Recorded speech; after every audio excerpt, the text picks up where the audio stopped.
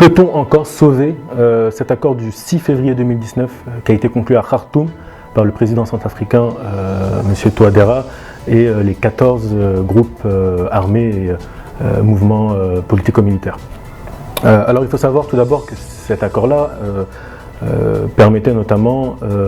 de mettre en place 3 principaux axes, donc un gouvernement inclusif qui est représentatif non seulement de la population centrafricaine mais qui est aussi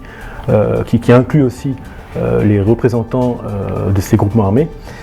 Il y avait aussi notamment ce point avec les sanctions légales, qui est quand même assez important, puisqu'il n'était notamment pas envisageable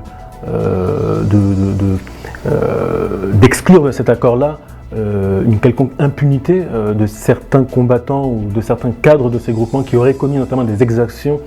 et des actions contraires aux droits de l'homme sur le territoire. Et puis il y a aussi un 3e point principal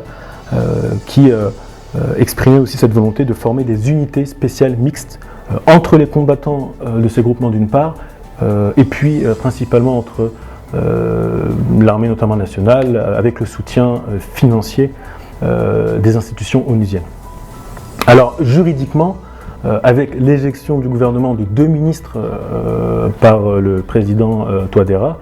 on pourrait considérer que cet accord-là a été rompu, et il y aurait tout intérêt à reconduire, à renégocier un nouvel accord. C'est dans l'intérêt des Centrafricains, c'est dans l'intérêt du président Touadéra, puisque il ne faut pas oublier qu'il y a 90% de ce territoire-là qui est contrôlé par ces groupements armés.